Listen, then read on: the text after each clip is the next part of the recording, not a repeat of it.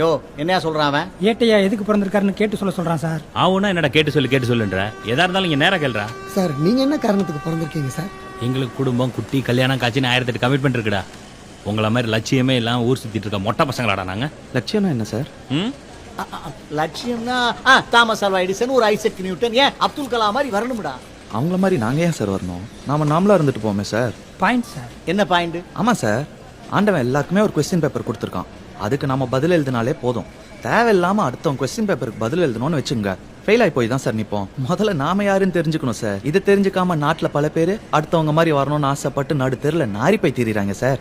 Fact sir. என்னையா fact? அப்படின்னா மனுஷனுக்கு லட்சியமே இருக்கக்கூடாதுன்றியா? லட்சியமா சார்? பூமி சூடாயிட்டு இருக்கிற விஷயம் உங்களுக்கு தெரியாதா? பூமி சூடாயிட்டு இருக்கா? என்னடா உளர்ற? ஆமா சார், எப்ப எங்க குண்டு வெடிக்கும், எப்ப பூமி ரெண்டா பொளக்கும், எப்ப வானத்துல இருந்து என்ன கொட்டுன்னு தெரியாம உலகமே பதறி திரியுது சார். பதறி திரியுதா? இன்னொரு பக்கம் கோடிக்கணக்கான மக்கள் ஒரு வேளை சாப்பாட்டுக்கு வழி இல்லாம அலைஞ்சுக்கிட்டு இருக்காங்க.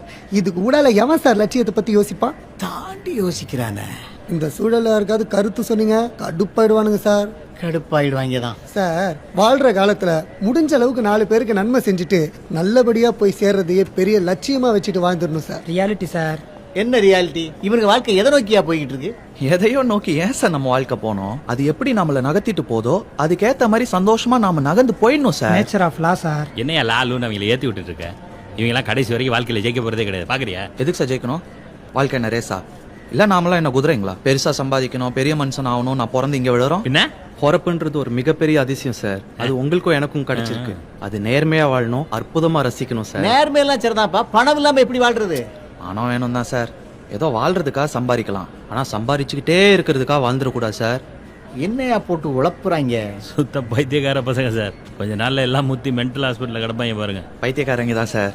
ஏன்னா அவங்க தான் பணம், பதவி, பொண்ணு, பொருள் எது மேலேயும் ஆசை வைக்காம, அடுத்தவனை பார்த்து பொறாமப்படாம, யார் வாழ்க்கையும் கெடுக்காம, எப்பெல்லாம் தோணுதோ அப்பெல்லாம் கெக்க பெக்கன்னு மனசு விட்டு சிரிச்சுக்கிட்டு ஜாலியா தெரிஞ்சிட்டு இருப்பாங்க சார். அவங்கள மாதிரி தான் சார் நாங்களும் தெரிஞ்சிட்டு இருக்கோம். ஆனா நீங்களும் பெரிய புத்திசாலிங்க சார்.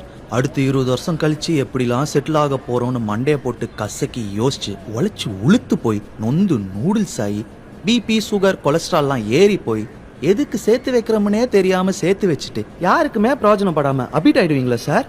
அபிட் ஆயிடுவோமா? Forecast brain sir.